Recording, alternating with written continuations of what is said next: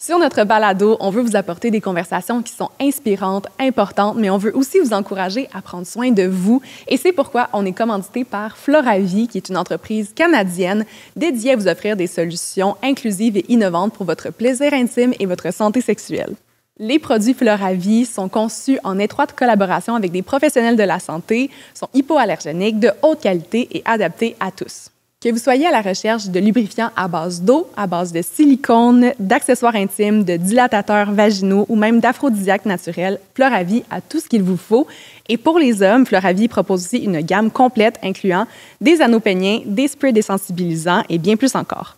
Chaque produit est conçu pour répondre à des besoins spécifiques dans le respect de votre intimité et de votre santé.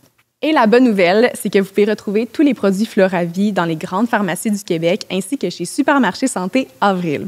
Vous préférez magasiner en ligne? Il n'y a pas de problème. Allez au floravie.com pour découvrir la gamme complète et utiliser le code promo LBALADO15 pour obtenir 15% de rabais sur votre commande. Sur ce, merci beaucoup Floravie et bon épisode tout le monde. Bienvenue dans votre safe space pour vous inspirer. Bienvenue à Elle, le balado.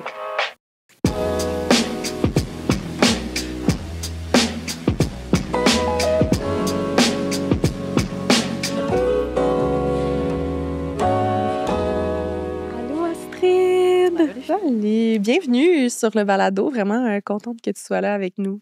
Merci beaucoup pour l'invitation. Ah, fait plaisir. Mais comme on disait, tu nous as répondu rapido presto, je pense 5 minutes après que je t'ai envoyé le message. Prête pour arriver, tout ça. Je suis vraiment contente parce que, là, ça rentre dans le vif du sujet. Ça fait des mois et des mois que je parle de ton livre à tout le monde et honte à moi, je ne l'ai pas encore lu, mais j'ai vraiment hâte qu'on explore le sujet, là. Avec grand plaisir.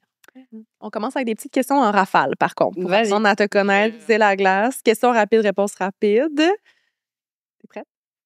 Ouais, on y va? Oui. Commence, Marie-Lou, Parfait. commence. Ton ou tes livres préférés, maximum 3? Alors, le premier qui me vient en tête, Ouais. c'est Le cœur des femmes de Martin Winkler, qui est absolument remarquable. Alors là, je vais mettre tout en un. La collection de livres de Heartstopper, que j'adore. Et en troisième, qu'est-ce qu'il pourrait y avoir? C'est dur. Il y en a tellement, en fait. Ouais, je vais partir dans un sujet bien plus deep. Vraiment pas joyeux. Si c'est un homme de Primo Levi qui parle des camps de concentration. Donc, pas du tout joyeux, mais qui m'a beaucoup marqué ado. 3 types de lecture quand même assez Ouais, variés. complètement. Voilà. Moi, je suis très De tout, éclectique. Ouais. Je viens de dire que j'ai acheté beaucoup trop de livres. Là. On n'aurait pas dû mettre ça comme question. Oui, J'ai c'est envie ça, de- si tu viens d'ajouter. Je n'achète plus de livres. Est-ce que tu es plus campagne ou ville? J'ai grandi à la campagne. J'ai été à la campagne jusqu'à mes 18 ans. Et le fait de ne pas pouvoir me déplacer facilement, c'était vraiment, j'allais dire, chiant. Donc, ville, Ah bah, clairement ville pour ville. l'accessibilité. Fait que là, nous, on a mis le studio très, très loin aujourd'hui. Ouais, pour être mais sûr c'est que tu pouvais correct, pas je me venir. suis baladée. C'est bon.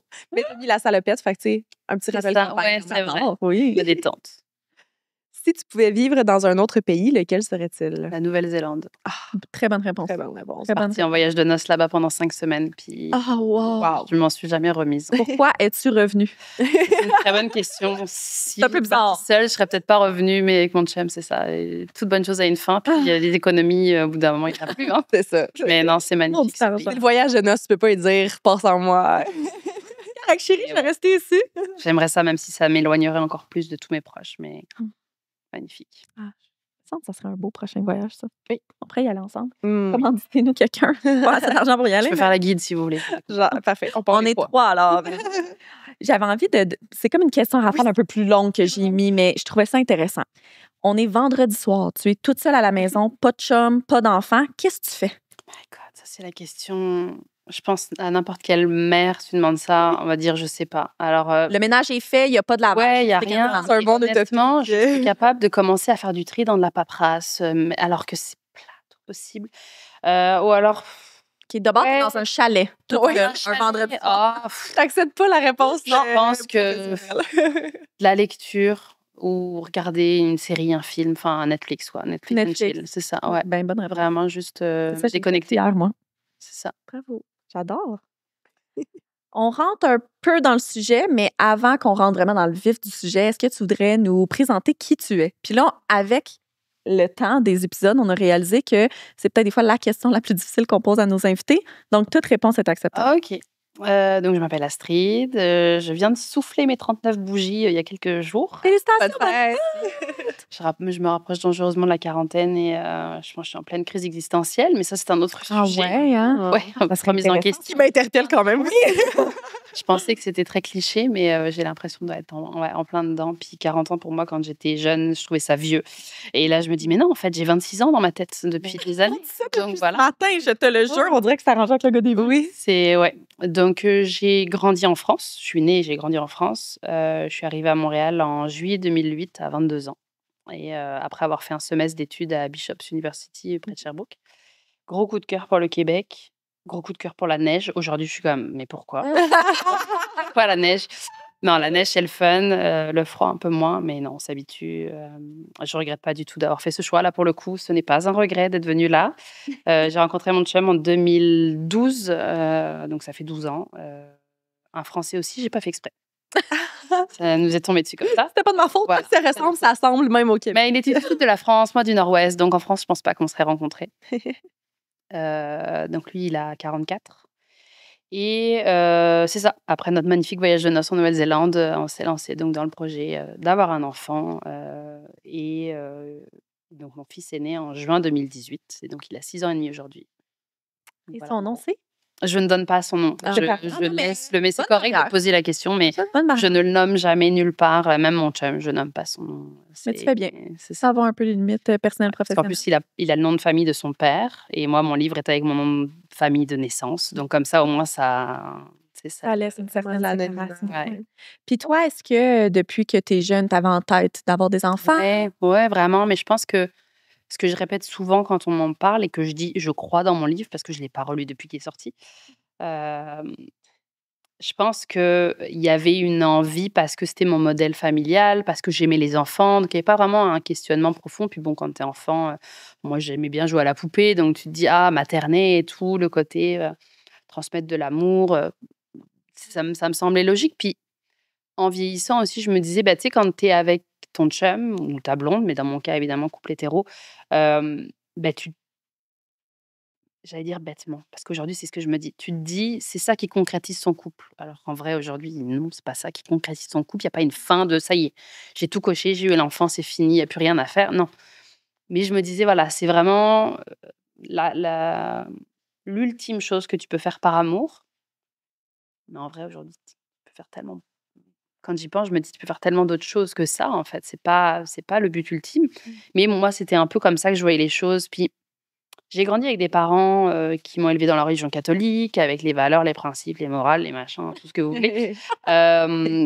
Et donc, c'était jamais si un jour tu as des enfants. C'était quand tu auras des enfants, blablabla. Donc, c'est très indirectement, c'est imbriqué dans ta tête. Puis,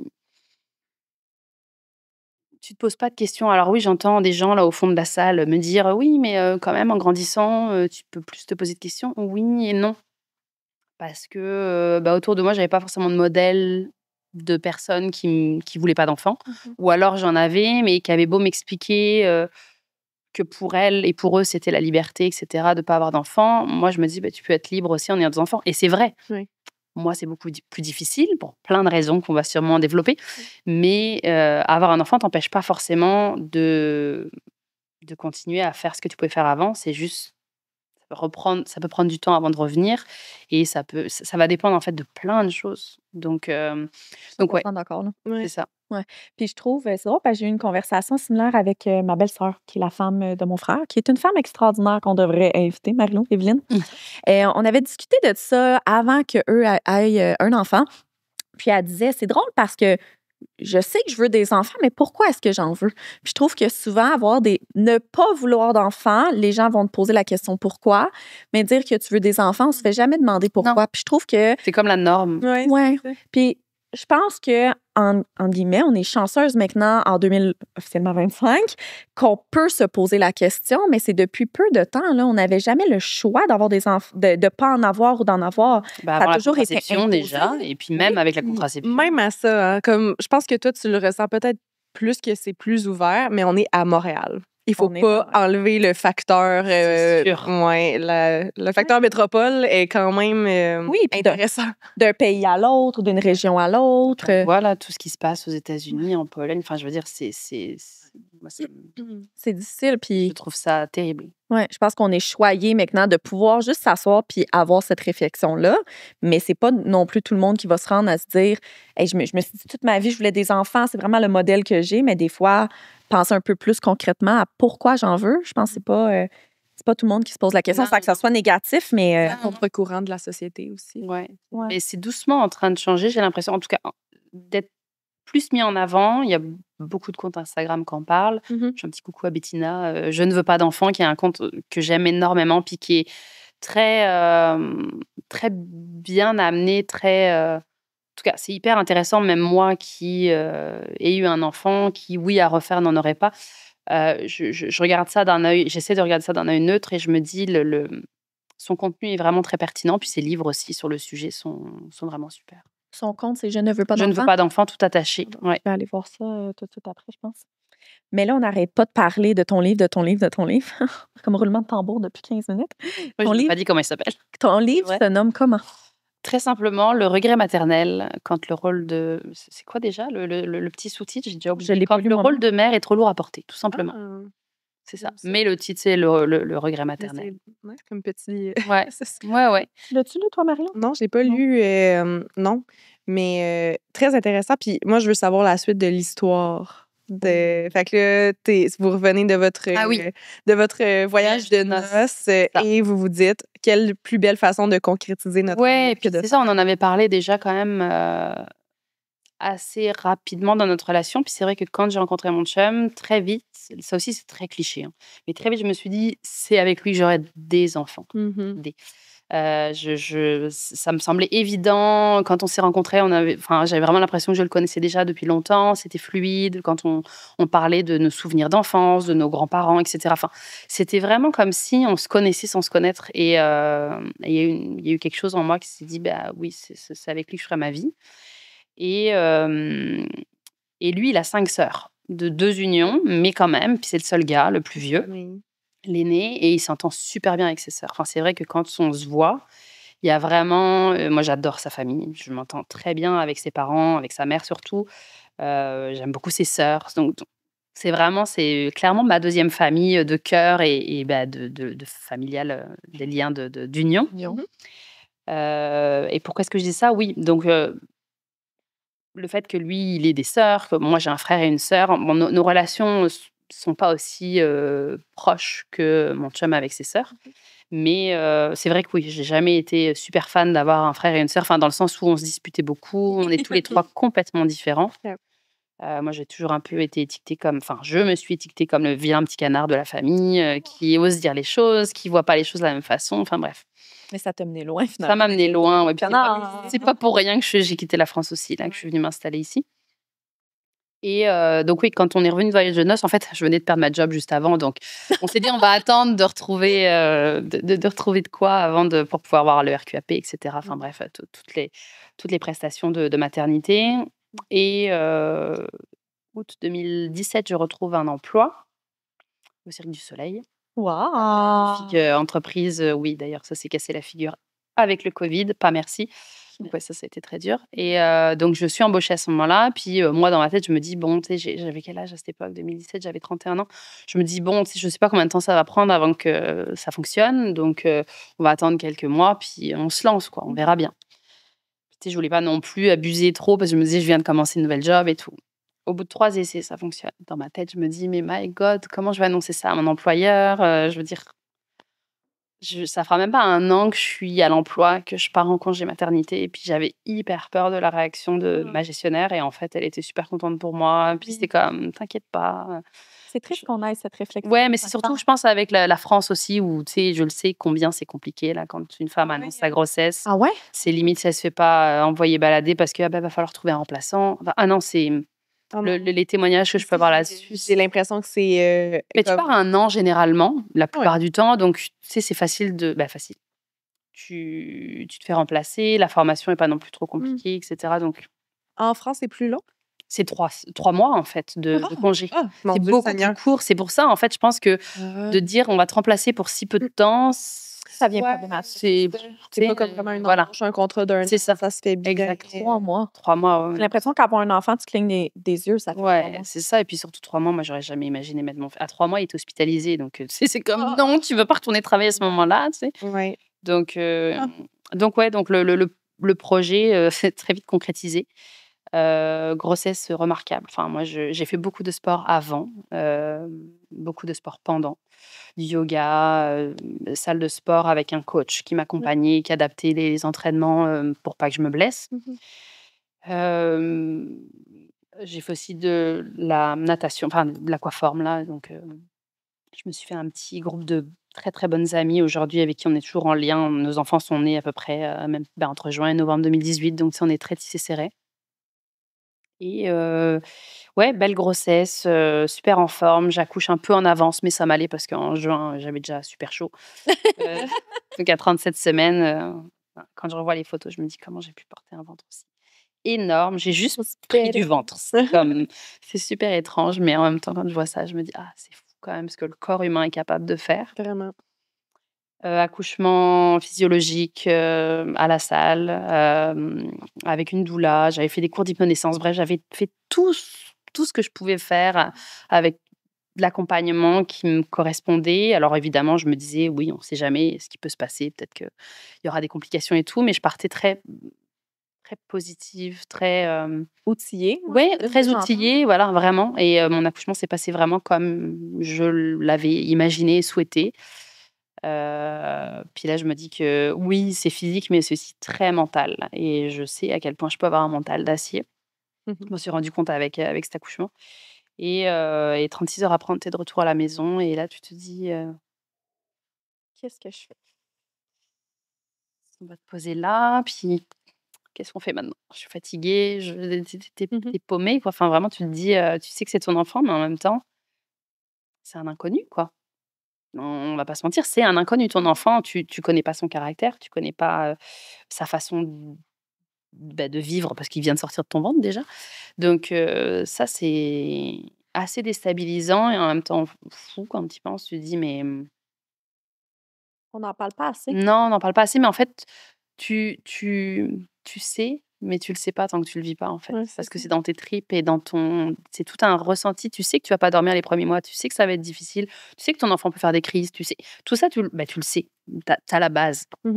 Mais tu sais pas ce que ça va générer en toi quand ça va arriver. Tu sais pas combien de fois ça va se passer par jour, par semaine, par mois. Tu sais pas, à aucun moment pendant ma grossesse, je me suis dit: «Mais peut-être que mon enfant aura un trouble, peut-être que mon enfant, aura un handicap, peut-être». Non, tu sais, tu très fleur bleue, très: «Ouh, tout est beau», tout et il y aurait pu y avoir plein de choses qui viennent un peu ébranler ta projection de maternité, en fait, de parentalité. Et moi, je me revois, me dire: «Oh, le congé maternité, ça va être merveilleux. Je vais mettre mon fils en porte-bébé, je vais aller faire des photos, je vais aller me balader, prendre un café avec les copines». Tu parles. J'étais incapable d'allaiter autrement qu'allongée. Donc déjà, tu fais pas grand-chose, hein. Je me suis dit: «Bah ouais, c'est bien beau, mon fils en porte-bébé qui voulait rien savoir du porte-bébé, à m'allonger par terre sur le trottoir parce qu'il a faim, qu'est-ce que non». Donc ça a été terriblement handicapant.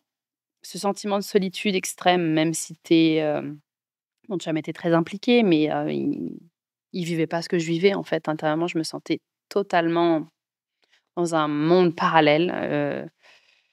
Puis là, on en reparlait encore ce matin, c'est drôle. Il me disait qu'hier, il était avec des collègues qui parlaient de parentalité, et cetera. Et il dit à ses collègues que j'écris un livre. Enfin, il est très, très ouvert là-dessus. Il y a pas de tabou là-dessus du tout. Et il expliquait que je sais plus où est-ce que je voulais aller avec ça. Je me suis perdue dans mon idée. Tu disais que tu en parlais ce matin. Oui, c'est ça, on parlait mais je sais plus de quoi on parlait. Mais on parlait de parentalité, mais je sais plus pourquoi est-ce que je revenais. Tu disais que ton postpartum, puis que c'est Oui, la solitude, c'est ça. Il Ouais, me la disait, solitude, mais à ouais. refaire, en fait, on aurait partagé le congé. Lui, de bonne grâce, il m'a dit: «Prends», et puis c'était pas parce qu'il voulait pas être avec moi. C'est juste qu'il s'est dit: «Bah, tu en auras plus besoin parce qu'il faut que tu te remettes physiquement». Puis mais il me l'a clairement dit, à refaire, on ferait 50-50, en fait. On ferait en sorte qu'on soit 6 mois ensemble avec le petit et que, Après ça, bah oui, ça ferait qu'on le met plutôt en garderie, mais au moins on connaît notre enfant de manière égale dès le début. Parce que faut pas se mentir là-dessus, c'est que la plupart du temps, c'est la mère qui prend le plus de congés et qui apprend à connaître son enfant mieux que l'autre conjoint ou conjointe parce que bah, c'est normal en fait. La Je force veux des dire, choses. exactement. Demain, je sais pas moi, il y a quelqu'un qui arrive chez toi que tu connais pas, tu jamais vu de ta vie et qui apprend, je sais pas moi, n'importe qui, un migrant par exemple qui arrive et puis tu lui fais découvrir la ville et tout. Tu vas mieux connaître cette personne que ton conjoint, ta conjointe qui sera peut-être au bureau ou ailleurs, j'en sais rien. Enfin, je sais que c'est un peu bancal comme explication. Non, c'est ça. mais N'importe qui que tu connais pas qui arrive chez toi, c'est le temps que tu passes avec qui fait que bah, tu connais ses habitudes. Ah OK, généralement, c'est une personne qui va plutôt se réveiller tôt, qui aime bien manger des biscottes le matin, prendre un café noir et tu peux pas le deviner et le savoir si tu es pas là à côté de cette personne, en fait. ouais. C'est pareil pour un enfant et Puis aussi la charge l'aspect de mentale. vocabulaire. Oui, mais oui, Quand oui. l'enfant, non seulement ne se comprend pas, ne sait pas qui il est, Oui. où il est, là, lui, il était dans un spa pendant 9 mois avec des white noise. Là. Claire. On Ah oui. s'entend? Là, il arrive dans un monde très froid, Mmh. avec un contact qu'il n'a jamais eu. Tu sais, Heureusement qu'on s'en souvient pas, je me dis: «Mon Dieu», parce que c'est traumatisant. c'est C'est ça le et plus gros traumatisme qu'on peut vivre, je ouais. pense, là, avec le fait de naître. Tu sais. Mmh. Puis je trouve ça intéressant ce que tu dis par rapport au congé parental, parce que j'ai eu la discussion, bon, pas un ami, mais un ami d'un ami, on va dire une connaissance, qui, lui, sa blonde est enceinte, accouche dans les prochains mois, puis dit, ah, c'est pas pire ce qu'on a décidé de faire, là, je vais prendre 10-14 jours au début avec elle, mais on va en garder plus pour après, parce qu'on veut Oui. faire un voyage, puis autant que moi, j'encourage de faire un voyage, comme, Mmh. tu sais, des fois pour clore cette étape-là du... Moi, j'ai dire que le postpartum est que quelques mois, là, dans ma Non, tête, c'est c'est... 3 ans. Dans la tête, ça n'est quasiment comme une vie, mais bref, des fois, le tout classique, change. 1 an, tu sais. Ouais. Tu vas en voyage quand que tu dors plus et tout. Mais je disais, je pense. Puis des fois, c'est difficile de pas overstep. Là, tu veux donner des conseils sans que ce soit des conseils non sollicités. Mais je disais, je pense que tu comprends pas ce que ça va être non plus, là, 2 semaines. Là. C'est rien. Tu reviens à la maison, tu fais ton lavage, c'est fini, ton 2 semaines. Là. Ah. 2 semaines. Puis moi, je pense aussi à la maman. Là, je suis comme si tu as eu une déchirure. Hey, ton périnée oui, est encore c'est ça. enflé après 2 semaines. Puis C'est une césarienne, n'importe quoi, c'est une opération quand même. C'est je sais ben pas oui. combien je pense que c'est 7, 8, je sais plus combien de couches de peau et de gras et C'est de fou. en tout cas, mais c'est sont 6 faites. semaines que tu peux rien soulever. Fait que je C'est lui ça. disais, pendant 6 semaines, ta blonde ne peut pas soulever la coquille. Fait que s'il y a un rendez-vous au médecin, s'il y a n'importe quoi, ça veut aller se promener dehors. C'est ça. Comme À moins d'avoir OK. une aide du CLSC ou je ne sais quoi, mais bon, là encore, Ouais. tu sais, c'est pas donné à tout le Non. monde. Les outfits de Girl Crush, c'est mes outfits préférés. Ça fait tellement longtemps que vous savez que je supporte cette entreprise, qui est une entreprise qui a pour mission de miser sur l'unicité de chaque femme, d'offrir de l'inclusion le plus possible, d'inspirer et de transmettre des messages positifs. Donc, ça matche parfaitement avec la mission de elle également. Leurs vêtements sont produits à partir de matières qui sont durables, de qualité. C'est des vêtements qui sont confort, abordables et inspirés des dernières tendances. Donc maintenant, vous savez où aller magasiner. Leur site web, c'est girlcrushgang.com et on a caché un petit code promo dans la description de l'épisode. Sur ce, je vous laisse au reste de l'épisode d'aujourd'hui. La COVID, ça ralentit. Exact. Non, Puis- c'est sûr. Une question me trotte en tête depuis tantôt. Tu as tellement parlé de ta préparation à Ouais. toute éventualité dans ta grossesse, mais toute rien éventualité, puis à ton accouchement, tu sais, savoir les termes, savoir, tu sais, être en forme, optimiser tes chances. Mais est-ce que tu trouves que tu t'es assez préparé, assez outillé pour le postpartum? Non, absolument pas. Je pense que c'est quelque chose, puis je te le dis sans Non, bien sûr, mais je pense que de bonne intention, on pense parce qu'une que- fois que tu accouches, ça y est, la ligne Ouais, d'arrivée. ouais. Non, non, c'est le début de l'Everest, là. Et l'Everest fois 12, en fait. Je pense, justement, il n'y a pas assez... peut-être aujourd'hui plus, avec les livres, les podcasts, etc., mais il y a clairement pas assez, à mon goût, de... On n'apprend pas à être parent. Mhm. Et je pense que là encore, ça va tellement dépendre de plein de choses. Moi, j'ai bien vu à quel point ça m'a chamboulée par rapport à ma propre enfance, etc. Et chaque personne étant unique, il y a trop de... Les cartes sont trop brassées, en fait. Tu peux te retrouver à avoir un apaisement complet, d'être en béatitude totale face à la maternité, mais avoir un enfant extrêmement intense, avec des besoins intenses. Et donc là, ça va venir te chercher, mais d'une façon différente d'une personne qui pourrait avoir eu justement des traumas plus jeunes, etc., qui, elle, va comme péter un câble et dire « je peux plus », ce qui a été un peu mon cas, en tout cas, peut-être pas aussi intensément, mais quand même, il y a tellement de... C'est un peu la roulette russe, en fait. Tu sais pas sur quoi... Qu'est-ce qui va se passer. Tu peux... Moi, c'est sûr que c'est ça m'a frappé de plein fouet les changements dans ma tête, etc., que je refusais qui arrivent, mais tu peux pas les contrôler. Je veux dire, c'est cette fameuse matrescence, elle est là. Et en même temps, je veux dire, mon fils aîné, alors oui, il pleure parce qu'il naît, il pleure parce qu'il respire puis que ses poumons sont déchirés, là, mais je veux dire, ça reste quand même que nous, très vite, en rigolant avec mon chum, on s'est dit, là là là là, on dirait le personnage de colère dans Inside Out, là, c'est vice-versa, là, c'est comme, on dirait qu'il est jamais content, c'est tout le temps. Mais en fait, oui, on a bien compris avec le temps que déjà, c'est son caractère. Et au-delà de ça, c'est que il digérait pas la protéine de lait de vache. Donc moi, je l'allaitais, puis ce que je mangeais passait dans mon lait. Et c'est qu'au bout de 3 mois qu'on s'est rendu compte que le petit coco, en fait, s'il gueulait comme ça, c'est parce qu'il avait mal, en fait. Et là, tu te sens tellement coupable. C'est sûr. Oui et non, mais tu te dis, pauvre chaton, il a juste ses pleurs pour t'exprimer ce qu'il ressent et tu peux pas le déchiffrer parce que à aucun moment tu te dis ton lait est nocif pour lui. C'est pas mon lait, c'est ce que je mange qui est nocif. Et ça, je pense que le début de ma dépression postpartum, ça a dû commencer à ce moment-là, en fait, au moment où il y a eu l'hospitalisation pendant un mois, n'importe quoi. Non, pas un mois, 1 semaine, ce qui était déjà beaucoup. Et voilà. Mais oui, pour en revenir à ta question, je pense clairement pas qu'on est assez préparé à l'après parce qu'il y a trop de facteurs, en fait. Je pense que tu peux lire tous les livres de la Terre qui parlent de la maternité. Oui, ça va donner des idées, mais à aucun moment ça va vraiment te dire comment ça va te faire. Je pense qu'il y a juste la thérapie avant d'être mère, en fait. Et même là, comme tu sais pas ce que c'est tellement compliqué. Il y a un livre génial qui parle de ça, de Renée Grezard, qui est une journaliste française, et son livre s'appelle, mon Dieu, Être mère. Je sais plus en fait, mais à un moment donné, justement, elle parle de ça, puis j'en parle dans mon livre. Elle dit, on ne sait pas ce que c'est que l'être, L''ETRE. Tant qu'on ne le vit pas, on sait ce que c'est qu'être mère en tant que tel. Bah oui, tu as un enfant, tu dois t'en occuper. Mais ce que ça te fait devenir toi en tant que personne, tant que tu passes pas cette étape-là, tu peux pas le savoir. Est-ce que c'est différent pour tout le monde? Exactement. Aussi, hein? Ce que ça vient générer en toi. Et je parlais aussi tout à l'heure de la charge mentale quand on parlait du congé parental, en fait, enfin maternité, paternité, et ce mot congé m'énerve tellement. C'est tout sauf des vacances. D'être avec le conjoint ou la conjointe, enfin que les 2 parents soient là avec l'enfant dans les premiers mois de vie, ça permet aussi de voir tout ce qu'il y a à penser, en fait. Parce que pareil, mon chum, il avait aucune idée de ce qu'il fallait mettre dans le sac à couches. On partait en balade, il pensait pas à tout ça. Oui, d'accord, faut des couches, mais à part ça, un linge, un truc, un machin.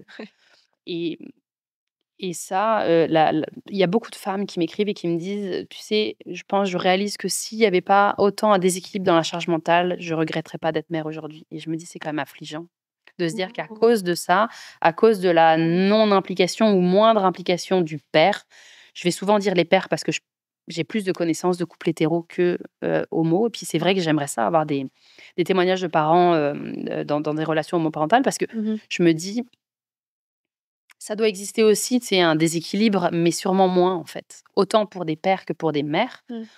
Et je serais très curieuse de voir comment ils fonctionnent dans leur couple parce que Un épisode là-dessus. couple hétéro, Ouais, c'est ça, vraiment. charge mentale, couple hétéro, couple gay, enfin, ou lesbien ou peu importe, en tout cas, communauté LGBTQ+. J'ai pas eu beaucoup de personnes qui m'ont écrit pour me dire, «Ah bah oui, dans les couples homo, il y a pas, ce déséquilibre» ou en tout cas, voilà comment nous, ça fonctionne chez nous. Et je pense que ce serait quelque chose d'important, parler de la charge mentale, au-delà des couples hétéros parce que souvent aussi les dans l'ancienne entreprise où je travaillais, j'étais, aux ressources humaines, puis je m'occupais donc de j'étais coordo administrative et je m'occupais en gros de toute la vie de l'employé au sein de l'entreprise. Et un de mes sujets préférés était le congé maternité et paternité, donc les départs, et cetera. Et parfois, il y avait l'entreprise étant une entreprise de jeux vidéo avec beaucoup d'hommes, il y avait des pères, des futurs pères qui me disaient: «Oh moi je vais pas prendre de congé au début, là je vais attendre que mon fils ait ou ma fille ait, 10 mois comme ça va être plus le fun». Et moi, au fond de moi, je bouillais. Mon Dieu. Je me disais: «Je peux rien dire parce que c'est pas mon rôle. Je suis pas là en tant que conseillère de je ne sais quoi. Je suis là en tant que personne coordonnatrice qui aide un employé». Mais Mais en tant que maman, je me disais: Tu devais bouillir dans le bain. Ouais. Et puis parfois aussi dire, ah oui, il y avait un père un jour qui a dit, là je pars en attends, comment il a dit ça? en vacances de maternité. Je dis, alors, et je vais quand même emmener mon laptop parce que peut-être de temps en temps, je vais regarder si j'ai pas de quoi, si je peux travailler. Non, en fait, Doud, t'es en congé paternité, t'es pas... Non, non, non, non. Décroche. Et je pense qu'il y en a qui vont prendre ce congé pour eux, en fait, et pas Ouais. pour s'investir auprès de la nouvelle mère, mais vraiment parce qu'ils se disent, bah moi, en fait, je vais chiller pendant ce temps-là. Et ça me met dans un état de rogne, et encore le mot est faible. Ouais. Là, je deviens le personnage de colère dans Inside Out. Là, vraiment, intérieurement, c'est comme je boue parce que je me dis, mais... Ah ouais, non, il y a des insultes qui fusent dans ma tête dans ces moments-là, parce que je me dis, mais en T'es fait, bonne de pas le dire. Oui. c'est tellement... En fait, fais pas d'enfant, quoi. Non. Mhm. Si tu peux pas être présent Impliqué. dès le début, impliqué, parce que oui, une fois que ton enfant à l'âge du mien, 6 ans, 7 ans, beaucoup plus autonome, Mhm. oui, il faut t'en occuper pareil, évidemment, mais c'est pas la même dynamique. Et quand ils sont tout petits, en fait, c'est là où déjà le baby clash peut survenir.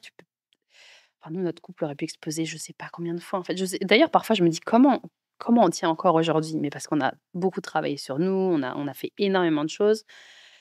Et je me dis, si on a réussi à traverser tout ça, dont le Covid, qui n'est pas une mince affaire, je pense que... Vous êtes prêts à tout est prêt. Ouais, c'est ça, en fait. Ben, c'est sûr qu'on peut jamais savoir de quoi demain est fait, mais moi, dans ma tête, je me dis, tu sais, c'est très cliché, là aussi, de dire, on s'est mariés pour le meilleur et pour le pire. Bah, le pire, je pense qu'on C'est l'a derrière. bien vécu. Ouais, ouais, ouais. Donc Puis- là, ouais, c'est mieux aujourd'hui, clairement. Qu'est-ce qui t'a amené à écrire ton livre, justement, Le regret maternel? Es-tu capable d'un peu nous expliquer ta réflexion derrière Ouais. ça? Puis C'est assez incroyable comme Même le histoire. moment où est-ce que tu as mis des mots sur ce que Ouais. tu ressentais. Tu as dit que tu as fait une dépression postpartum. C'est ça. Alors, il y a eu la dépression postpartum, qu'il ne faut pas évidemment mélanger, parce que la dépression, c'est une maladie. Le regret maternel, c'est un ressenti qui peut fluctuer, qui peut s'estomper, qui peut disparaître, qui peut ne jamais disparaître. C'est un état, en fait. C'est pas, tu soignes pas ça. Alors, peut-être la thérapie, les mots peuvent aider à passer au-delà de ça, mais ça, pas c'est une propre condition médicale. Non, exactement. Mais c'est sûr, la dépression postpartum, bon, j'ai été soignée, antidépresseur, j'ai commencé la psychothérapie, que je continue 5 ans et demi après, donc, et qui me fait énormément de bien. Alors évidemment, je parle plus du tout des mêmes choses, mais quand même, c'est souvent, et c'est ce que je dis, je pense, dans mon livre, à un moment donné, je dis sans ça, je ne sais pas si je serais encore là aujourd'hui, en fait, sans la thérapie. Parce que ça m'a tellement aidée à, déjà me sentir entendue, écoutée par une professionnelle de la santé, parce que j'ai des amis incroyables autour de moi qui sont tous très bienveillants. J'ai pas de jugement de mes amis proches, de ma seconde famille ici au Québec. Et en France, j'ai pas de jugement, mais peut-être qu'il y a des choses qui se disent dans mon dos. Je sais pas, mais ici, je sens vraiment que c'est... Vive le c'est Québec. ouais, c'est ça. Oui, oui, vraiment bienveillant. Puis les 3 quarts de mes amis se sont déplacés pour le lancement de mon livre. Enfin, tu vois, donc c'est vraiment, voilà, c'est des choses qui font très plaisir. Et en fait, donc, dépression postpartum, diagnostiquée relativement tard. Mon fils avait 8 mois à peu près. Donc février 2019, je commence à prendre des antidépresseurs. Je suis encore en congé maternité à ce moment-là. Mon fils rentre en garderie en juillet, sachant que mon congé finissait en mai au niveau des paiements. Mais comme on n'avait pas de place avant, j'ai continué à être avec lui pour m'en occuper. Donc juillet, il a 13 mois, il rentre en garderie. Moi, je me suis dit: «OK, je me laisse l'été pour Mhm. Cool down. souffler, profiter». Et en même temps, je pense que j'ai rien fait en tant que tel, j'ai juste attendu. C'était très bizarre après 1 an être avec un enfant H24, de juste ne rien faire et avoir l'impression, même en fait, étrangement, qu'il te manque un morceau de toi, en fait. Et tu te dis: «C'est hyper contradictoire» parce que tu attends que ça, qu'il soit en garderie, qu'il voit d'autres amis, qu'il voit d'autres adultes, et en même temps, tu te dis: «Mais c'est super étrange comme sensation». Mais petit à petit, quand même, j'ai beaucoup profité du beau temps et cetera, de l'été. Et j'ai recommencé donc au Cirque du Soleil en septembre 2019. Je pense que j'avais réduit un peu mes heures parce que je m'étais dit: «Bah, après 1 an sans travailler, ça va être, hardcore». Et à cette époque, il y avait énormément de productions de spectacles et cetera. Puis moi, je travaillais au département des costumes, toujours en coordination administrative, et je me suis rendu compte que, bah, non, en fait, faire je sais plus combien c'était, 28 heures, je pense, c'était pas assez. Il fallait que je retourne à temps plein. Mais ça me faisait du bien de retrouver mes collègues, d'avoir des discussions d'adultes, c'est sûr que c'était un rythme beaucoup plus effréné parce que, le cirque est quand même, c'est pas très loin de chez nous, mais il faut quand même, le voyagement est plate. C'est quand même assez long, et Je retrouve un rythme et tout. Enfin, je me dis, bon, oui, je suis fatiguée, j'ai des cernes jusque-là, mais je me sens bien. Bah, bien. Quand je suis au travail, je me sens bien. Dès que je retourne à la maison, mais les médicaments aidants, etc. Enfin bref, Mhm. c'était, je dirais qu'à ce moment-là, c'était juste normal. Ce que je pouvais ressentir et vivre était normal pour un parent d'un enfant de à peine 1 an et demi, quoi. Il y avait pas d'inquiétude ni rien, je me posais pas 1000 questions. Puis bon, j'avais commencé la thérapie, donc tout était comme tablé comme il faut. Puis mars 2020, bah, le Covid. Donc là, la perte de mon emploi, donc une envie bah, j'ai pleuré, hein. Pour moi, c'était juste comme je me retrouve à la maison avec mon enfant, donc ce que j'appelle un congé maternité forcé. Mon Tu retournes à mari, congé voilà, c'est forcé. ça, et alors que j'étais tellement heureuse d'avoir tassé ça. Ouais. Mon mari, lui, travaillait, bah, pareil, boîte de jeux vidéo, et donc lui, pas de problème, dans l'informatique, travaille à la maison, donc il était à la maison tout le temps. Mais moi aussi, j'étais à la maison, puis mon fils aussi. Puis comme tout était fermé, on pouvait rien faire. Puis bon, en mars, il faisait une météo dégueu, donc tu vas pas jouer dehors. Enfin, moi, j'étais vraiment pas bien, quoi. Mmh. Quand j'y repense aujourd'hui, je me dis: «Mais jamais plus». Bah, de toute façon, j'aurai pas d'autres enfants déjà, d'une part, et là, demain, on revient Covid, j'espère pas, ce sera différent parce que notre fils est plus vieux. Mais mon Dieu, ce que ça a été, je pense que j'avais envie de mourir à ce moment-là. Mmh. J'étais comme: «Si c'est ça ma vie maintenant?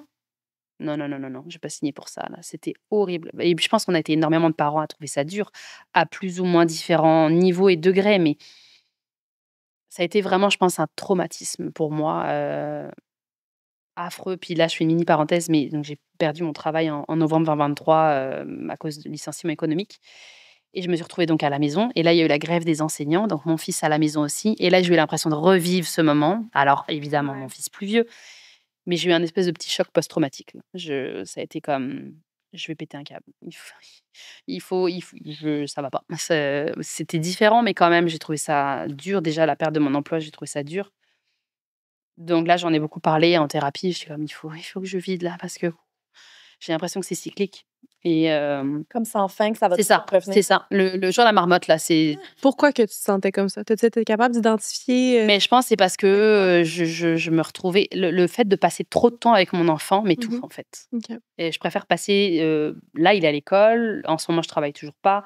Quand il rentre le soir, tu sais, je le récupère au bus à 4 heures, et on rentre, on joue ensemble, on lit des livres. C'est une courte période avant le coucher, et c'est de qualité parce que c'est pas, ça m'étouffe pas dans le sens où je suis pas non-stop à devoir gérer des possibles crises, puis parce que toute la journée, j'ai eu du temps pour moi. Mmh. Tandis que là, j'ai plus de job, je peux même pas faire le deuil de ce job parce que j'ai mon enfant à la maison.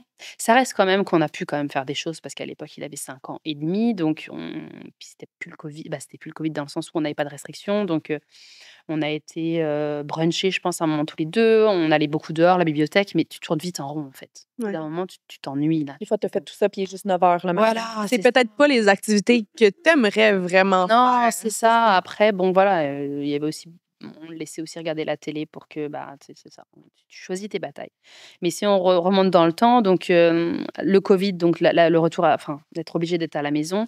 Avec mon chum, je sais plus trop comment on s'est organisé, je pense que c'est, à demi-mot, j'ai expliqué à mon chum que si, il ajustait pas ses horaires de travail, je tiendrais pas.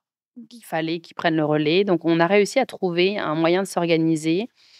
Bon, lui, parfois, il avait des meetings qu'il pouvait pas manquer, donc il avait ces meetings-là dans la journée. Mais ce qu'on faisait, c'est que, par exemple, le matin, j'étais, de garde. Je m'occupais donc de mon fils jusqu'à sa sieste, puisqu'à l'époque, il faisait la sieste, et à partir du moment où le petit est couché, moi, j'avais le reste de la journée pour moi. Au moment où le petit se réveillait, mon chum prenait le relais. S'il avait un meeting dans l'après-midi, on faisait la parenthèse, et le lendemain, il travaillait le matin. Enfin, non, c'est ça. En tout cas, on faisait, à cheval à chaque fois, et ça, je pense que ça a aidé parce que je sortais de la maison, j'allais juste Mmh. m'aérer la tête.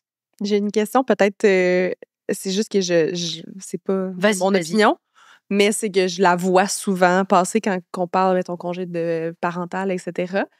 Si je me sens mal de poser cette question. Vas-y, pose-la, il y a pas de Que mettons le fait que toi tu travailles pas, puis que tu as besoin que ton chum prenne la garde pour que toi tu aies du temps pour toi, alors que lui, quand il est pas de garde, il il travaille. travaille, ouais. Ça, pour le congé parental, il y a tellement de commentaires sur les médias sociaux de faire comme, ben là, ton chum devrait pas prendre le relais parce que lui, il travaille. Donc, Ça, quand il peut avoir ça me l'a dit une fois, ça. Oui, mais OK. moi, je travaille, j'ai cru que j'allais Ça, c'est controversé, tourner. mais comme faut Non, non, l'aborder. parce qu'en fait, le truc, c'est que à choisir, je préférais avoir ma job de bureau, Ouais. que c'est un travail à temps plein, Mhm. non payé, d'être parent à la maison. Pas Alors juste oui, un travail, là, c'est un travail en overtime. Là. complètement, parce que ça ne s'arrête jamais, en fait. Tu te lèves la nuit, tu es tout le temps en train de penser à ton enfant, même quand il est en garderie, il faut que tu penses, ah, j'ai plus de couches. Mais la charge mentale, en fait, c'est toujours ça qui revient. Et quand tu es au travail payé par un employeur, tu as des discussions avec des adultes, tu peux te concentrer, tu peux écouter ta musique, tu manges des repas chauds. Quand tu es avec ton enfant, c'est le branle-bas de combat parce que déjà, tu sais pas s'il va faire sa sieste à l'heure habituelle, s'il va la faire tout court, tu sais pas ce que tu vas manger. Faire pipi. Voilà. Ben, moi, ça allait Non, quand même. Là, j'étais en mode, regarde, Mais je me les rends pas périnales qui jusque-là, ressentent. mais il y en a, je sais pour qui c'est Oui. beaucoup plus dur. C'est que tes besoins primaires vont souvent, puis je le sais qu'on Passer après. généralise, les métiers, il y en a qui sont plus difficiles que Bien sûr. l'horaire est plus difficile que d'autres. Tout à fait. Mais, tu sais, Mais souvent, les emplois de bureau, là, je veux dire, 9 à 5, tu excuse-moi. peux aller aux toilettes quand tu veux, tu as besoin de prendre une pause, tu as besoin d'aller marcher pendant le dîner, tu peux vraiment déconnecter Exactement. plus facilement, je crois, de ce rôle, contrairement à ton rôle de parent. Exactement. Il y a quelque chose qui me trotte en tête depuis tantôt, puis je ne sais pas si tu vas pouvoir comprendre où je m'en vais avec ça. Il y a un humoriste qui s'appelle Daniel Sloss, qui vient d'Angleterre. OK. Puis, j'avais écouté son show un moment donné, je pense qu'il est sur Netflix. Puis, lui, il parlait plus du rôle de couple. Des OK. couples, mais je pense que ça s'extrapole un peu avec le rôle de mère ou de parent plutôt. Puis il disait, il y a beaucoup de gens en couple, il donnait l'exemple de ses parents, que leur couple est comme la chose la plus importante dans leur vie. Fait qu'il faisait la métaphore avec, lui, il appelle ça un jigsaw puzzle, Mhm. mais tu sais, les gros puzzles pour enfants. Il disait, c'est comme si certaines personnes, leur couple, ou, admettons, pour certains parents, leur enfant, c'est la grosse partie de leur puzzle. Fait que c'est le premier gros morceau que tu mets dans ton casse-tête. Et qu'après, ben, tu as plein de petits morceaux qui vont venir vraiment Plus loin. s'agencer à ce gros morceau-là pour former un tout. Mais comme dans la parentalité, je pense, c'est faux de dire que pour tous les parents, c'est leur plus gros morceau, que toi, tu aimerais que ça soit une part égale à ton métier, à tes sports, à tes amis. Mais c'est juste qu'est-ce qu'on peut vraiment faire ça tout le temps? Je pense pas, parce que c'est ça, en fait, une fois que t'es parent, déjà, tu as plusieurs casquettes. Alors déjà, qui tu es toi, alors la casquette de femme, pour moi, la casquette de professionnel, enfin d'employé, peu importe, là, c'est ça, personne qui travaille, de conjointe, tu as plein de casquettes. Et c'est sûr que la casquette de la parentalité, c'est la casquette la plus lourde et qui prend le plus de place, parce que ça ne s'arrête pas quand tu n'as plus ton enfant face à toi. C'est tout le temps en arrière de ta tête, il n'y a plus cette insouciance que tu pouvais avoir avant. Donc, je comprends le côté, le couple, c'est comme le socle. Bien sûr que si ton couple se casse la figure, bah, ouf, le reste peut se casser la figure aussi, ça peut être compliqué au travail, etc. Mais des personnes aussi qui vont dire, l'enfant doit s'adapter à mon couple parce que le couple était là avant. Oui, je comprends, mais c'est pas toujours vraiment la réalité, parce que là encore, ça va dépendre de ton enfant. Il y a des enfants qui sont capables d'être trimballés partout, les parents vont, aucun problème, parce que l'enfant est super cool et tout. Il y en a d'autres, comme le mien, c'est impossible en fait. Il a fallu nous adapter à lui. Et moi, je pense que c'est ça qui m'a frustrée. Le côté, il n'y a pas d'entre-deux en fait. C'était drastique. C'était, oui, bien sûr que ton enfant, dans les faits, surtout dans un si petit âge, doit passer avant tout le reste, parce que déjà, un, il n'a pas demandé à être là. Et deux, sans toi, ça va être problématique si tu t'en occupes pas, en fait. Donc, mais dans ta tête, de dire pendant 30 et quelques années, j'avais cette liberté de faire ce que je veux quand je veux. Bon, c'est pas vrai quand tu es toi-même enfant, mais bref. En tout cas, pendant une grande dizaine d'années, quand je suis arrivée à Montréal, puis avant d'avoir mon fils, si je voulais aller au resto, si je voulais au ciné, si je voulais prendre un café avec une copine, si je claque des doigts, j'arrive. Et là, tu as tout ça qui change. Et oui, tu le sais que ça va changer, mais encore une fois, tu le sais pas à quel point ça va venir te brasser à l'intérieur, en fait. Je me suis complètement je suis sortie du sujet de départ, mais C'est bon. C'est le sujet de l'épisode. C'est Fait que, il y a pas de problème. Puis je veux savoir, c'est quand que tu as commencé à identifier justement comme OK, c'est du le regret. Ouais. C'est du regret. Je regrette d'être Mais, mère. ouais. Et je Pas je mets des regrette mots- mon enfant. C'est ça, je fais Non, beaucoup la ben, différence. ça, Parce c'est que intéressant. il y a des gens qui vont dire, Ouais. parce que je sais que c'est plus facile. Je comprends les personnes qui vont parler de elle regrette d'avoir eu des enfants, parce que souvent c'est à ça qu'on pense. Puis je juge pas les personnes qui disent ça, mais Moi, c'est pas c'est pas que je regrette mon fils. Évidemment que mon fils ne serait pas là, je regretterais pas. Mais quand je dis: «Je regrette d'être mère», le sujet, c'est moi. Si je te dis: «Je regrette mon enfant», c'est lui le sujet et je trouve ça horrible parce que lui n'a rien demandé. Oui. Du tout. Il a pas demandé à naître, il a pas demandé à être là, il a pas demandé à avoir un parent qui regrette, donc c'est pas lui le sujet. Mon fils, je l'aime plus que mon chum, mais ça, j'ai pas honte de le dire. Je veux dire, demain, il lui arrive quelque chose, je pense que ma vie est fichue. Et ça peut être très bizarre d'entendre ça parce que tu te dis: «Bah, mais si tu regrettes, il est plus là, il est plus là». Non, mais je veux dire, je le connais, il est dans ma Il est vie. là, fait que C'est mon enfant, c'est la chair de ma C'est chair. trop tard. C'est ça. Et souvent, je comprends que les gens puissent avoir du mal à comprendre que, alors que je connais mon enfant, je sais comment il est, et cetera, je puisse dire: «À refaire, j'en aurais pas». Oui, mais à refaire, je le connaîtrais pas. Exact. Il n'existerait pas. Et je pense que ce qui est plus facile à comprendre, c'est si demain j'avais une deuxième vie, dans cette vie-là, j'aurais pas d'enfant. Je pense que les gens ont peut-être plus de facilité à concevoir ça que l'idée que, bah oui, mais là, tu connais ton enfant. Oui, enfin bon, je veux dire, si je retournais dans le temps, j'aurais peut-être pas cet enfant-là, en fait. C'est Oui. plein de paradigmes, là. Oui. Donc voilà, c'est mon enfant, je veux pas sa disparition, là, loin de là, mon Dieu. C'est abominable, en fait. Mais c'est vrai que dans ce rôle de mère, tout ce que ça implique et tout ce que c'est venu chercher en moi est tellement intense que j'aurais préféré m'éviter ça, en fait. Et en même temps, sans la maternité, je ne serais pas la féministe que je suis aujourd'hui. Je prends un petit moment de cet épisode pour vous parler de mon entreprise qui est Oli Éducation. Oli, c'est une plateforme d'éducation à la sexualité où on accompagne les parents qui ont des enfants entre 0 et 12 ans pour parler de sexualité plus facilement à la maison. On y retrouve du contenu éducatif véhiculé par des professionnels de la santé, de l'accompagnement par une messagerie privée ou encore en téléconsultation spécialisée pour l'enfance. Alors, si ça vous tente de prendre en main l'éducation à la sexualité de votre enfant, venez faire un tour sur Oli et je vous offre un petit code promo de 10 % de rabais avec le code BALADO10. Et sur ce, de retour à l'épisode. Je ne serais pas aussi éclairée sur plein de sujets. Je ne serais pas militante. Il n'y aurait pas tout ça. Et je me dis, aujourd'hui, c'est beaucoup plus facile pour moi de me dire, ben, en fait, là, de toute façon, tu ne peux pas revenir en arrière. Tu ne peux pas changer ta vie. Tu as un enfant, il est là.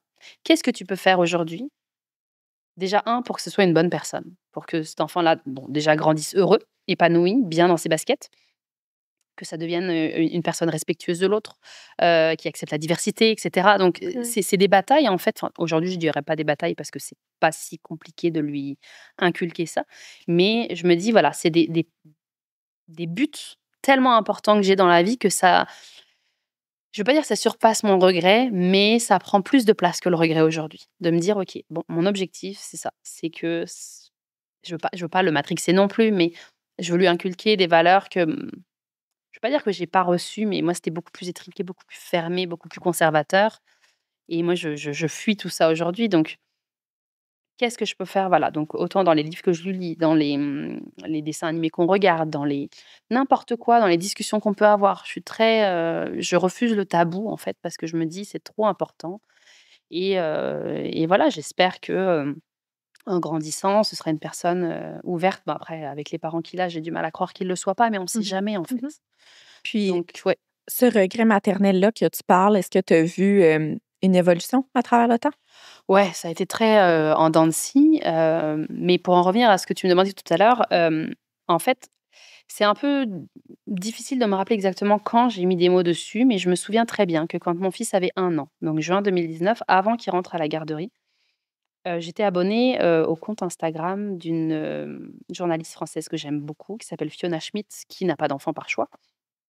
Et son compte, à l'époque, s'appelait Bordel de mer, que j'aimais beaucoup et qui, malheureusement, aujourd'hui n'est plus actif, mais il existe toujours. Et maintenant, elle écrit plus sur son compte, à son nom. Et elle avait partagé un jour une story et j'en avais fait une capture d'écran. Donc déjà pour dire que ça devait bon, j'aime énormément lire, donc forcément dès qu'il y a des livres un peu sur des sujets, clivants ou qui m'interpellent sur la parentalité, bah, j'ai envie de les lire. Je lis pas tout malheureusement. Et elle parlait du livre d'Orna Donat, donc Le regret d'être mère, qui à l'époque n'était pas encore sorti en français. Et alors je ne sais plus comment elle expliquait ça, mais elle disait: «Je crois que juste avant l'infanticide, le sujet le plus tabou qui soit, c'est de regretter d'être mère». Et ça m'avait frappée, en fait. Donc j'ai fait une capture d'écran de ça, puis c'est resté dans mon j'ai tellement de captures d'écran que je regarde plus et c'est resté dans mon téléphone, mais même pas dans un coin de ma tête. Sauf qu'un an après, Covid, etc., retour à la maison forcé. Et je pense que le livre est sorti en français au Québec début 2020, il me semble. Et dans la presse, ils en avaient parlé. Et ça m'a rappelé cette story, en fait. Donc, tu sais, ça a été un petit cheminement de ah, tiens, oui, c'est vrai, je me souviens, Fiona, elle avait parlé de ça, etc. Je retrouve la capture. Ah, mais oui, c'est bien ce bouquin. Donc là, je me dis, ah ben là, il faudrait que je le lise en français. J'avais essayé de le lire en anglais, même si je comprends très bien l'anglais. Mon cerveau était tellement pas là à l'époque que j'ai lu 13 pages. Puis j'ai dit, non, c'est trop intense pour que je le lise en anglais. Il faut que je le lise en français. Donc, on verra quand il sortira. Et bref, donc bon, ça fait son petit bonhomme de chemin et donc ça, janvier, février, ça sort. Mais je ne l'achète pas à ce moment-là. Et pendant l'été 2020, donc mon fils a recommencé la garderie, et cetera. Puis là, je retrouve donc un peu ce sentiment de liberté, même si on peut rien faire à l'époque. Tout est fermé, mais cette liberté de j'ai pas à m'occuper de mon fils, j'ai pas à, au niveau travail, de toute façon, à l'époque, je touchais la PCU, donc la prestation d'urgence.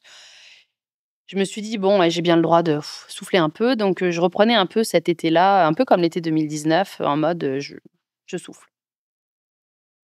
Et il me semble qu'à un moment donné, je ne saurais pas le situer dans le temps, mais j'ai dû, il y avait une dispute avec mon chum pour je ne sais pas quoi. Et là, je balance ça, en fait, que, alors je sais plus les mots que j'utilise, hein, mais je parle de regret.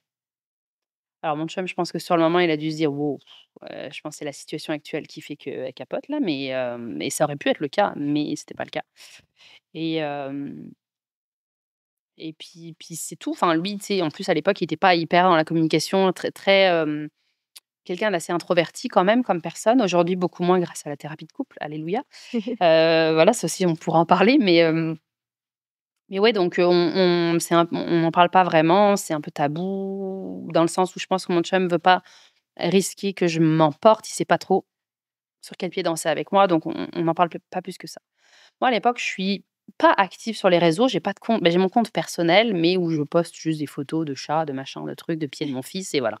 Et ça s'arrête là, mais je me documente quand même, plusieurs comptes Instagram que je suis, sur la parentalité et cetera. Puis, il y a un compte notamment qui s'appelle Postpartum ta mère, tenu par, Madeleine, une fille que j'aime d'amour, que j'ai eu la chance de rencontrer plusieurs fois, en France et que je considère comme une amie aujourd'hui, qui parlait donc justement du postpartum, de la dépression, puis son fils et le mien ont genre 3 jours d'écart.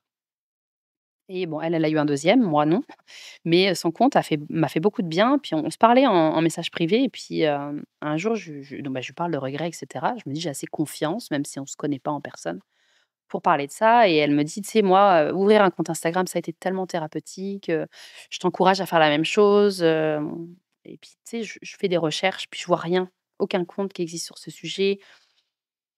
Et avant de le créer, je pense que j'écris donc à Fiona Schmidt pour lui dire: «Bah, voilà, regarde, tu avais publié cette story, puis je voudrais te parler un peu, moi, de mon ressenti». Ses publications, c'était des commentaires, enfin, des messages privés de personnes qui parlent de sujets en lien avec la parentalité ou non. Elle partage ça et je me souviens plus, non, j'avais déjà créé mon compte parce qu'elle m'avait nommée justement. Et à l'époque, j'avais un nom d'emprunt, je m'appelais Ambre parce que je savais pas comment ça allait être reçu. Et elle partage ça et là, il y a genre 600-700 personnes qui s'abonnent à mon compte, je sais pas pourquoi. Wow. Parce qu'elle avait une grosse communauté quand même et des personnes qui m'écrivent en me disant, je me souviens des premiers messages que j'ai reçus, c'était, «Ça fait 9 ans que je suis mère et grâce à toi, je suis capable de mettre des mots là-dessus». Je suis comme Mmh. Je ne suis pas seule. et puis Ouais. surtout, waouh, qu'est-ce que j'ai bien fait de créer ça. Il y avait aussi un compte qui s'appelait Garde tes conseils, que j'aimais beaucoup, qui a changé de nom depuis, mais qui, justement tous les conseils non sollicités, il y avait beaucoup de elle publiait beaucoup de choses là-dessus, elle-même mère de 2 enfants, puis, parfois elle partageait, des, heu, des petites publications, «Garde tes tabous». Et moi je lui parlais aussi beaucoup en privé à l'époque et elle m'a dit: «Bah, si ça te dit, tu peux m'écrire un petit truc, puis je vais le partager». Et là aussi ça m'a aidé à avoir de la visibilité. À l'époque, je publiais, pas mal de choses par jour. Puis, un jour, je me suis dit: «Tiens, je vais, créer une adresse courriel et je vais inviter les gens à témoigner parce que ça va peut-être faire du bien, en fait». Et j'ai dit: «Bon, les personnes qui regrettent aujourd'hui, n'hésitez pas à m'écrire. Pareil, si à un moment donné dans votre vie, vous avez regretté d'être parent, puis qu'aujourd'hui, c'est plus le cas, là aussi, je veux vous entendre. Et si vous êtes l'enfant d'un parent, mais alors là, il fallait trouver des enfants adultes, parce Ouais. qu'évidemment, tu n'as pas un enfant de 3 ans qui va dire moi. L'enfant d'un parent qui regrette ou vous pensez qu'il a regretté qu'on n'a jamais parlé, ça m'intéresse aussi. Puis j'en ai eu quelques-uns et c'était tellement génial en fait d'avoir leur point de vue d'adulte maintenant. Et bon, j'en ai pas eu beaucoup, mais j'en ai quand même eu. Et bref, donc c'est comme ça que Ça disait quoi, Voilà. ces témoignages-là d'enfants, de parents? Bah, il y a eu différentes sortes. Il y en avait vraiment qui disaient: «Mais mon parent, en fait, c'est un parent dysfonctionnel». Donc voilà quoi, c'était vraiment le parent n'a pas caché. Il a carrément dit: «Moi, avoir su, j'aurais pas eu je t'aurais pas eu carrément», tu sais? Donc et d'autres qui disent: «J'ai complètement compris en grandissant, ce que ma mère voulait dire par là, on s'aime très fort» et cetera. Donc ça, c'est hyper encourageant parce que tu te dis: «Bon, il y a une différence entre l'amour que ton parent te porte et ce ressenti qui est très personnel, en fait, et qui a rien à voir avec toi en tant qu'humain, mais à ce que ça implique, cette charge, en fait, de t'occuper d'un enfant, d'un autre être humain, de t'assurer qu'il meurt pas en traversant une route et enfin, ouais, tout ce que ça implique. Là, surtout aujourd'hui, je vois, avec l'école, d'être sûr que ça se passe bien, qu'il aime ça, qu'il ait pas envie de décrocher à 6 ans et demi. C'est enfin, tu te dis, c'est tellement une responsabilité intense. Tu te dis l'école, c'est ça qui va lui permettre, en tout cas les premières années, de c'est une base quoi, tellement importante que je veux dire s'il y a pas ça, oui, il y a des cas exceptionnels de personnes qui ont pas été scolarisées ou très peu ou en tout cas qui ont des parcours de vie incroyables, mais tu sais, c'est pas non plus, la norme quoi. Donc tu as envie que ton enfant, il ait toutes les chances dans la vie parce que sinon c'est triste quoi. Donc voilà, les commentaires, ont afflué beaucoup, puis ça me prenait beaucoup de temps de recevoir les témoignages, de les mettre en forme, de poser des questions s'il me manquait de l'info, de faire relire à la personne en disant: «Si finalement tu choisis de pas le publier, il y a aucun problème. Moi, je respecte complètement». Puis c'est peut-être arrivé une seule fois que non, finalement, je backtrack. Je me sens pas de même si c'est en anonyme, j'ai peur qu'on me reconnaisse. Moi, je mettais jamais la pression, en fait. C'était: «Faites vraiment comme bon vous semble, il y a pas de problème». Déjà, peut-être que le fait de m'avoir écrit, ça vous fait du bien, donc c'est beau. Et un jour, il y a un podcast français, un gros podcast qui s'appelle Bliss Stories qui, me contacte en me proposant de participer donc, à un enregistrement. Puis moi, c'était le premier de ma vie, puis c'était un podcast que j'écoutais déjà depuis un peu plus d'un an et je me dis: «Wow!» J'ai peur quoi, parce que j'ai peur qu'on reconnaisse ma voix, j'ai peur des retours qu'on parce qu'il y a quand même énormément de personnes qui les écoutent, puis C'est un sujet très tabou, là. ouais, c'est ça, tu te dis bon et puis après je me suis dit: «Bah, de toute façon regarde, si ça peut aider d'autres personnes, fais-le juste dans cette optique-là, toi, c'est pas grave». Puis bon, je suis au Québec, eux, ils sont en France, la plupart. Ils sont de l'autre côté de la grosse baignoire. On s'en fout. C'est voilà, on n'y touche pas, enfin on a une distance émotionnelle, on va dire. L'enregistrement met du temps avant de se faire parce que à l'époque aussi, mon chum était pas au courant que j'avais créé ce compte. Donc je pouvais pas faire un enregistrement comme ça, YOLO, tu sais, non. J'ai mis 5-6 mois avant de lui en parler. Puis j'avais peur en fait que ça le blesse. J'avais peur qu'il le prenne mal. Là encore, fidèle à lui-même, il a pas trop rien dit, tu sais, il a accueilli ça, mais sans grande émotion, sans, bravo ou sans, c'est nul, tu sais, donc très neutre. Et puis bon, bah, là, c'est sûr avec le covid, il était souvent à la maison pour travailler. Puis à un moment donné, il pouvait retourner de temps en temps au bureau. Donc je me suis arrangée pour caler un enregistrement quand il était pas là. Parce que même si aujourd'hui, je pourrais très bien enregistrer quelque chose et il est dans la pièce à côté, à l'époque, c'était mon premier enregistrement. J'avais pas du tout envie, c'était assez stressant pour moi. Donc bref, on a pu le faire, sans qu'il soit là. Et quand le podcast, est sorti, j'ai eu je sais pas combien de messages. C'était juste Positif. fou, positif, ouais, ouais. Ouais. Il y a eu quelques messages, mais franchement sur Insta, j'ai pas eu tant de messages, en 4 ans et demi maintenant d'existence. Il y en a eu, mais ça se compte vraiment sur les doigts de 2 mains là, c'est pas j'ai pas eu un c'est plus les commentaires sur les réseaux sociaux, sous des Oui. vidéos et tout et je les lis pas. Je les lis plus parce que ça sert à rien. Tu fais bien. Donc Ça n'apporte aucun ça n'apporte positif. rien. Puis ces gens-là, je veux dire, c'est des gens qui si encore, c'est des personnes qui, avaient lu mon livre ou avaient été, se renseigner sur le sujet, qui avaient des questions, qui disaient: «Mais j'ai du mal à comprendre». Moi, je suis ouverte à la discussion, mais quand c'est du jugement gratuit, j'ai pas le temps pour ça là, je veux dire, de toute façon, il y aura toujours du monde pour juger tout. Donc, Oui. Est-ce que le podcast t'a apporté beaucoup de visibilité ensuite sur les réseaux? je suis passée à 10 000 abonnés à ce moment-là. Là, j'étais peut-être à 6 000, quelque chose comme ça. Donc, je me dis, oh mon Dieu, je me sentais complètement submergée et en même temps super contente.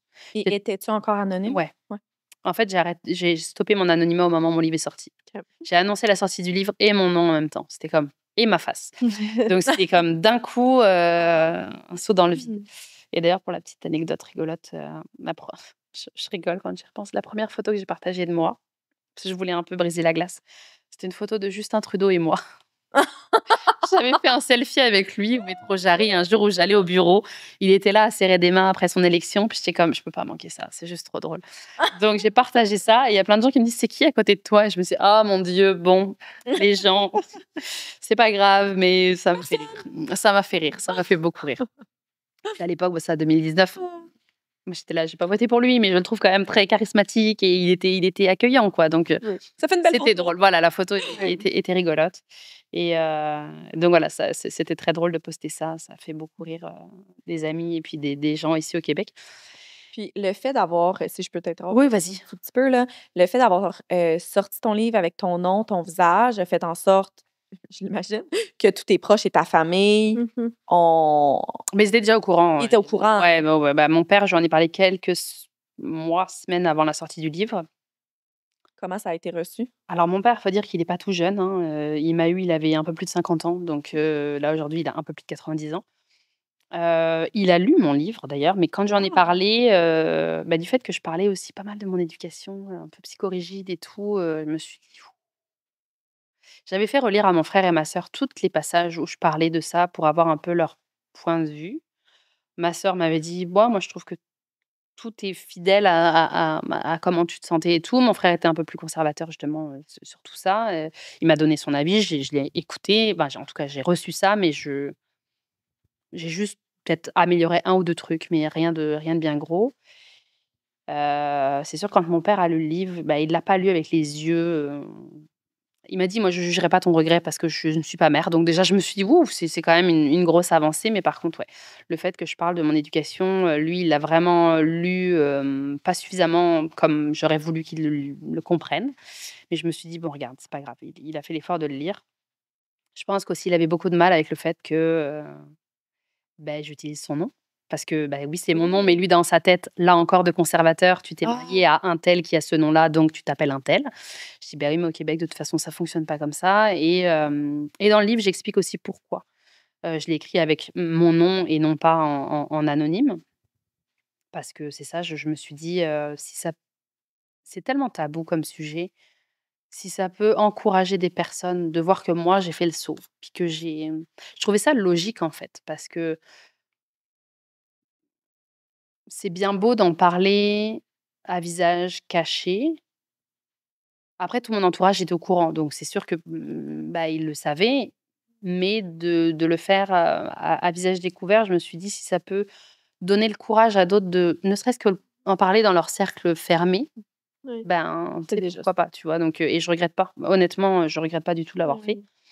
Mais c'est sûr que, oui, mes proches, tout ça, ils l'ont su. Après, je sais qu'il y a eu certaines personnes dans ma famille qui ont le même nom de famille que moi, qui ont pas qui ont mal pris la sortie du livre, mais le fait que, ils aient reçu des appels de personnes en disant: «Ah, c'est quelqu'un de ta famille» et cetera. J'avais envie de dire: «Pourquoi ça vous dérange?» Ouais, Je ça, comprends pas. Ça paraît. Mais ils me l'ont jamais dit directement, je l'ai su.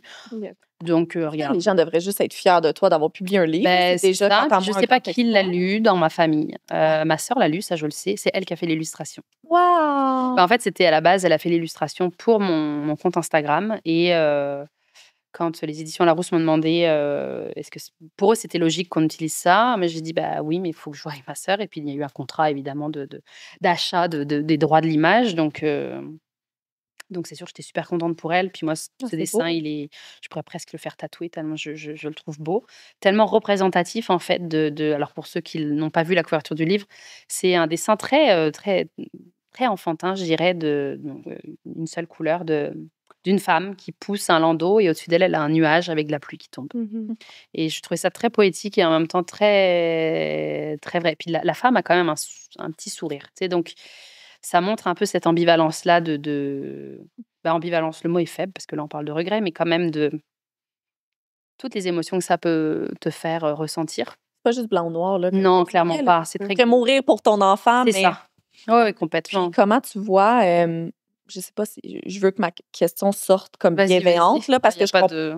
Mais quand ton gars va avoir, je sais pas, l'âge de lire ou de comprendre. l'âge de lire ou de comprendre ou te demander ton livre porte sur quoi, tu sais, comment tu penses lui Ouais, ouais. C'est une expliquer? très bonne Parce question. qu'on veut pas non plus qu'il y ait Ben ce non, fardeau-là. non, puis- c'est sûr. Et c'est vrai que c'est une très bonne question parce que j'ai aucune idée comment il va le recevoir. Maintenant, je pense que, tu sais, il n'y a pas un jour où je dis pas que je l'aime. Puis on a beaucoup Ouais. on échange énormément d'affection. On est très, très, très câlin, très. Il n'y a pas un soir où je dis pas bonne nuit. Tu sais, où il y a pas. C'est ça, il me dit maman, bisous, câlin. C'est vraiment, il faut que tu me fasses un bisou, tu me fasses un câlin. Sinon, il me manque un truc. Pareil avec son père, on est très. Il sait, tu sais, je veux aussi beaucoup parler de mes difficultés d'enfance. Alors évidemment avec des mots appropriés à son âge, mais du fait que mes parents m'ont pas éduquée comme moi je l'éduque lui, beaucoup plus de punitions corporelles, tu sais, les baffes, les fessées, etc. Et moi j'ai dit jamais de la vie je veux faire ça avec toi, mais c'est difficile pour moi parce que comme j'ai été éduquée comme ça, quand toi tu as tel ou tel agissement qui sont normaux, moi ça vient générer de la colère en moi. Donc je verbalise beau. beaucoup en fait pour qu'ils comprennent que tu sais, mon chéri, je fais mon gros possible, mais c'est pas facile et je suis pas parfaite. Je suis ta mère, mais je suis loin d'être parfaite. C'est Mais je trouve comme, ça beau parce que c'est je pense hyper que important. souvent, on idéalise nos parents. C'est ça. Mais Puis que des fois, ça peut être une maudite claque d'en face Et quand on mon arrive Dieu, à l'âge oui. adulte puis qu'on se rend compte que nos parents sont pas parfaits. Ben Puis non, c'est la moindre des choses parce qu'on le sait que tout humain n'est pas parfait. exact. Mais je Mais on trouve les ça met beau trop sur que- un piédestal je aussi, trouve en ça- pensant qu'ils ont raison sur tout, alors que non, pas du tout. Et moi, je lui dis souvent, hein, écoute, là, je suis désolée, je me suis emportée, mais regarde, au bout de 10 fois dire la même chose, j'ai plus de patience. Tu sais, ça excuse pas le fait que j'ai crié, mais il me dit, ouais, moi, je sais. Tu sais, non. en fait, c'est ça, la communication. Mhm. Ce que je n'ai pas eu. Et évidemment que quand... alors aujourd'hui, c'est beaucoup moins comme ça, mais les moments où je pouvais vraiment hurler de colère, j'en suis pas fière. Et j'aurais beau m'excuser auprès de lui, je sais pas qu'est-ce que ça a pu lui générer en lui. Mais voilà, j'essaie de réparer les pots cassés, j'essaie de beaucoup communiquer et je pense que ce sera toujours mieux que moi ce que j'ai pu recevoir. Donc, c'est sûr que quand il va être en âge de comprendre, parce que le livre est dans la bibliothèque, accessible, je veux dire, évidemment que s'il me dit à 7 ans, maman, je veux le lire, je dirais, peut-être être lourd pour toi, là, mais je vais pas lui dire non. Regarde, il va peut-être vite se lasser en disant c'est plate. Ouais. Mais quoi qu'il en soit, souvent, je me dis, admettons, je pense toujours au pire là, mais imaginons on se sépare avec mon chum. Je pense que mon chum sera suffisamment intelligent pour lui dire: «Mais, tu sais, ta mère, elle t'aime là, c'est pas» et je sais qu'il le sait. Ça se peut qu'il le prenne mal parce que ça peut être compliqué à concevoir, à comprendre, malgré tout. Mais ça, il y a que l'avenir qui nous le dira. Mais je pense que, de parler, de verbaliser tout ça, c'est vraiment ça qui va faire en sorte que, en tout cas, j'espère, il va comprendre que ça n'a rien à voir avec toi en tant que tel, en tant qu'humain, mais bien tout ce que ça implique d'être parent. Puis lui, souvent, ça me fait rire parce que il me dit: «Ah moi, je veux pas d'enfant, hein. Oh là là, les bébés qui font des crises». J'étais comme: «Ben, Bon point. voilà, bon point» et je dis: «Tu sais, il y a rien qui t'oblige à avoir des enfants. Mmh. Rien t'oblige, rien du tout. Ta vie, là, tu l'amèneras comme bon te semble. Tu habiteras avec qui tu veux, tout seul, un chat, 12 chiens, un chum, une blonde». Et ça, pour moi, je trouve que c'est, tellement important, puis c'est tellement aux antipodes de ce que moi j'ai pu recevoir que je me dis pour ça, je suis super fière parce que je sais que je lui montre en fait qu'il pourra me parler de tout. Je vais l'accueillir sans jugement ou du moins le plus fort possible sans jugement parce que là encore il y a des biais de ce que j'ai pu recevoir plus jeune, mais bref, je sais pas comment est-ce qu'il va le recevoir, Mais- mais j'ai confiance La communication. la communication va beaucoup aider puis qu'on est 2 parents. C'est sûr qu'il ressent l'amour que tu donnes pour Ah, lui. mais Il oui, sait c'est que sûr. tu l'aimes, tu passes du temps avec lui, comme tu, comme tu dis, Marie, mais les deux, là, avec la communication. C'est ça. Il va pouvoir t'expliquer les sentiments qu'il ressent, puis Oui, un cheminement avec tout ça. Puis c'est je pense ça. qu'il lit ton livre, ben, Ah oui. il va pouvoir voir cette ambivalence-là et cette séparation-là entre le regret d'être mère et le Et regret l'amour d'avoir aussi. des enfants. Oui, c'est ça et l'amour que j'ai pour lui, c'est qui est, indéniable quoi, ça c'est clair. Nous- J'aime- Ouais. Oui. J'ai dit, je m'en ai dit, nous, Astrid, ben là, je vais dire ça à chaque épisode, je m'en fous. Notre résolution 2025. On est a de- déjà plus dans la résolution. Non, on n'y arrive jamais. Et de ne pas faire des épisodes d'une heure et demie. Oui, deux je heures. sais. Mais j'étais sûre que vous alliez. Mais on le garderait pour 3 Je parties. comprends. Mais en fait, je voulais rebondir sur ta question de tout à l'heure. Comment est-ce qu'il m'est venu l'idée d'écrire le livre? Mhm. Je vais essayer de la faire courte parce que je Vas-y. l'explique dans le livre. Mais c'est grâce à mon compte Instagram et à ce Ben fameux oui. podcast de Bliss que les éditions Larousse ont toqué à ma porte pour me dire Ah. est-ce que ça t'intéresserait? De Quelle moi-même, belle j'aurais jamais eu le guts en fait de le faire. Non, mais c'est Bravo. inspirant que comme la maison d'édition soit venue te voir. Puis les éditions Larousse, moi j'appelle ça la Rolls-Royce des maisons d'édition. Là, c'est quand même Oui. une grosse maison d'édition en France et j'ai une éditrice extraordinaire, Viviane, je t'embrasse, qui vraiment m'a beaucoup accompagnée. On a vraiment une façon de fonctionner toutes les deux, de travailler ensemble qui m'a aidée à avancer parce que sans elle, je pense que je serais encore en train d'écrire le premier chapitre. je procrastine tellement, ça n'a pas de sens. Donc ça a été vraiment merveilleux et très thérapeutique aussi d'écrire. Vraiment, Ah, j'en doute pas, hein. ouais, ça a fait beaucoup de bien. Mais j'espère que tu es fière non seulement du livre que tu as écrit, d'être capable de mettre ton ressenti en des mots. Ouais, ça a été Aussi difficile, hein, très Ils sont venus cogner à ta porte. Ouais. Puis c'était en 2021 que j'ai commencé à l'écrire, donc le Covid était Pas encore loin. bien présent. Puis j'ai eu des moments de down. J'ai même eu un moment donné où je me suis dit non, c'est trop, je peux pas. J'annule Step tout. back. Et en fait, non. Et je suis tellement contente de l'avoir fait, quoi. Félicitations. Tu peux être fière de toi. Et, On aurait la question L à te poser, qui est Oui. une question un peu plus réflexive pour clore l'épisode. dis-moi tout. Si tu avais un message d'espoir à transmettre aux femmes qui ressentent ce regret en ce moment, lequel serait-il? C'est une grosse question. C'est une grosse question. En fait, j'aurais envie de leur dire de surtout pas garder ça pour elles. D'en parler, que ce soit Oui. personne de confiance, ça peut être un proche, une proche. Après, si c'est possible de consulter, peut-être, même si c'est pour quelques séances. Je sais que malheureusement, consulter au public, c'est très compliqué parce qu'il y a énormément d'attentes, surtout depuis le Covid. Au privé, ça coûte très cher. Donc, je sais que c'est vraiment pas simple.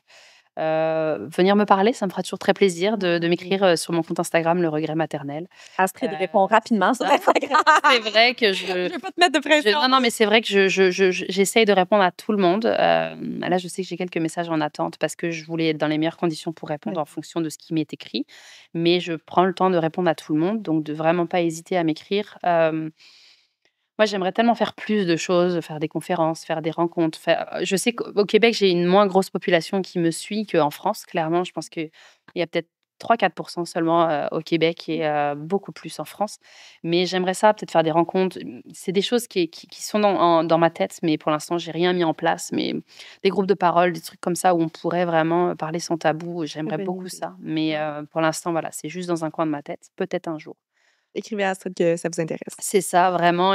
Pour montrer votre intérêt. Ouais, vraiment de pas garder ça pour soi. C'est hyper important. Après, tout se règle malheureusement pas en un claquement de doigts.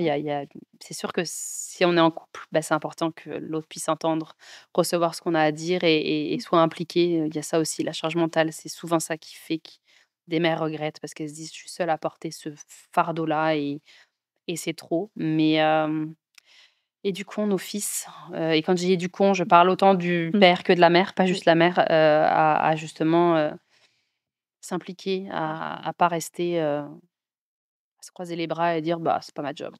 Tout revient à l'éducation. là. Vraiment. Je soutiens ce message. Dernière mini question. Vas-y. Quelle femme que tu trouves inspirante, soit que tu connais ou que tu ne connais pas, devrions-nous inviter sur le balado? C'est une très bonne question, ça. J'essaie de réfléchir au Québec. C'est vrai que c'est difficile avec la communauté française. Hein? Attends, parce que c'est sûr qu'il y en a. C'est sûr qu'il y en a. Ne serait-ce qu'une femme que tu suis sur les réseaux, peut-être? Ouais, bah alors je pense à Jessica Brazo de Ça va maman, que j'aime beaucoup. Oui. Ouais, hein? Inspirante. Avec un maman de 3 enfants, dont des jumeaux. Ouais.